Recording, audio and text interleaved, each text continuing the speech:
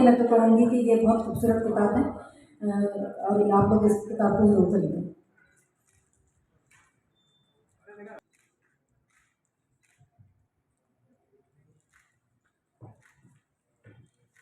Pre publication sensor का भी ज़माना रहा, तोड़ तोड़ के लिए जब सारी कापियाँ इंफॉर्मेशन ऑफिसर के पास जाती थी और वो फैसला करता था। सब जंग के मीर-उर-रहमान वाले सब वहाँ इंफॉर्मेशन ऑफिसर के सामने अपनी कापियाँ पेश करते थे और बड़ी अफसोस हैरत होती थी कि एक इंफॉर्मेशन ऑफिसर हुकूमत सिंध का वो फैसला करता था इदारिया क्या जाना चाहिए और कौन सी खबर छपनी चाहिए कौन सी नहीं।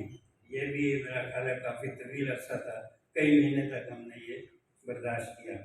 लेकिन जो लिखना चाहता है वो माशाल्लाह में भी लिखता है और ये जो दूसरी हमारी मुंतखब आमरीत होती है जिससे हम सब दो चार हैं, इसमें भी लिखता है। जिन्हें नहीं लिखना होता वो ज़ाहिर है कि इन चीज़ों का एक बहाना बना लेते हैं। तो वजी वारसी साहब, फरजाना रूही असलम, हनीफ सहर और डॉक्टर शबनम अमान, सिर्फ मेरा ख्याल इन्होंने जहमत की है किताब पढ़ने की। वारिस रज़ा साहब और शकील खान साहब जो है वो कह रहे थे कि मासूमियत कहाँ गई, बच्चों में नहीं रही है इस डिजिटल की वजह से। तो उनकी खिदमत में अर्ज़ करूँगा कि मासूमियत हम बूढ़ों में आ गई है।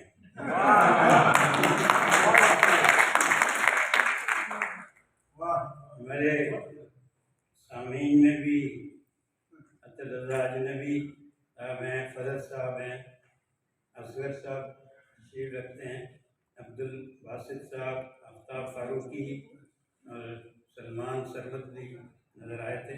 अफजल सैयद साहब हैं, तौकीफ चुगताई, हनीफ आबिद साहब कुछ जल्दी बूढ़े हो गए कि सफ़ेद बाल। आजकल कुर्सी सदारत हम पर मेहरबान है। कल भी डॉक्टर खालिदा अनवर के मजमूआ कलाम कहाँ गुमान में था कि सदारत मैसर आई, और आज एक बिल्कुल मुख्तलिफ नावल गूगली सब जानती है कि सदारत पर बिठाया गया है। तो 2 दिन मुसलसल तो हो रहे हैं लेकिन सदारत का हैट्रिक नहीं। कोई ये नहीं बताता कि मुझे सदारत के लिए क्यों चुना जा रहा है। क्या मैं अब सदारत के अलावा किसी काम का कहीं कहा तो जाता था कि बुजुर्गी अकलस न के उम्र, लेकिन अपने मामले में तो मैं इसे उम्र ही समझ रहा हूँ, क्योंकि हमसे कई ज़्यादा अक्लमंद माशरे में मौजूद हैं। उन्हें कोई सदारत क्यों पेश नहीं करता। सदारत के फ़वाइद में तो एक किताब और एक गुलदस्ते के अलावा कुछ नहीं है। और बाद जगह तो ये भी नहीं मिलते। नुकसानात बहुत हैं। अक्सर हम उम्र नाराज़ रहते हैं। ये भी कहा जाता है कि इनके अलावा शहर में क्या कोई पढ़ा लिखा नहीं रहा। मईशत के मुसलसल बहरानों की वजह से ऐसे मुतमव्विल सदारती उम्मीदवारों का कहर पड़ गया है जो पहले शहर में इस मनसब जलीला के लिए दस्तयाब रहते थे, चाय पानी समोसों का बिल भी अदा करते थे और 150-200 किताबें भी खरीद लेते थे।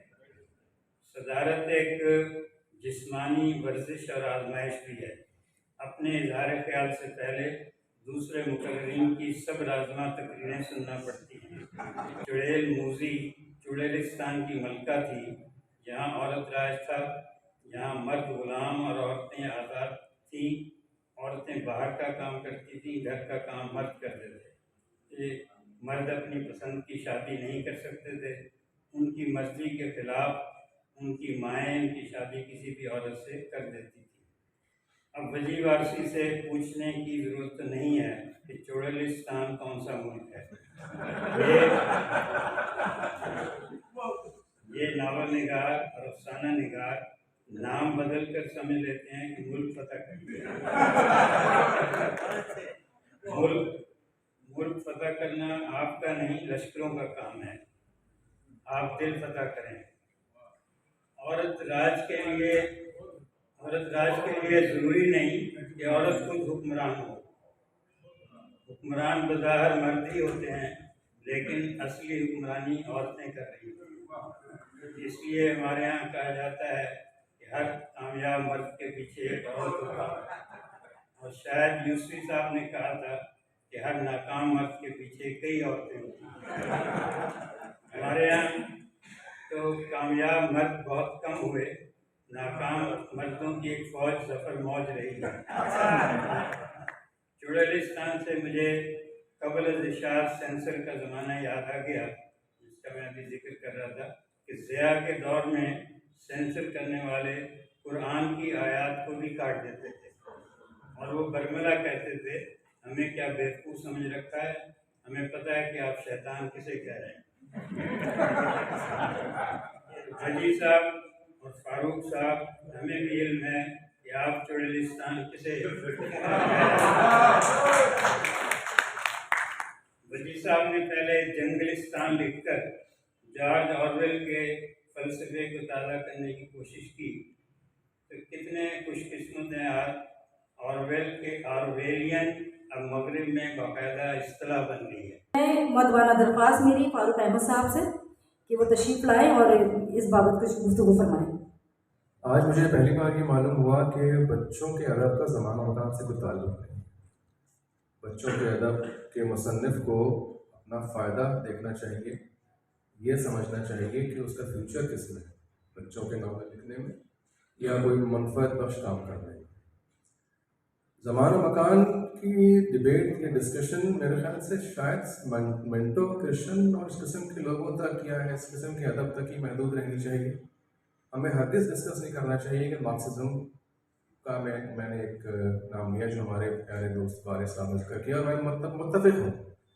मार्क्सिज्म की बात अपनी जगह, नज़रिए की बात जैसे अभी हुआ कि इस तरह से बराह रास्त नहीं होनी चाहिए, ठीक है, लेकिन ज़माना मकान और माहौल और जो आबियारी होती है बच्चों के अदब की, वो एक मखसूस माहौल की पाबंदियों में नहीं हो सकती।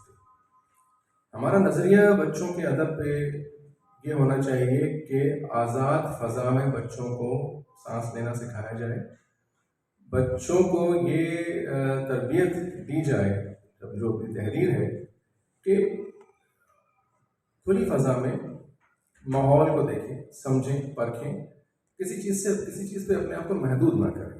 शकील खान साहब जो हमारे गवर्निंग बॉडी के मेंबर पे रह चुके हैं और आजकल एक अहम जिम्मेदारी पे फाइज है, उनसे मेरी दरख्वास्त स्टेज पर तशरीफ लाए।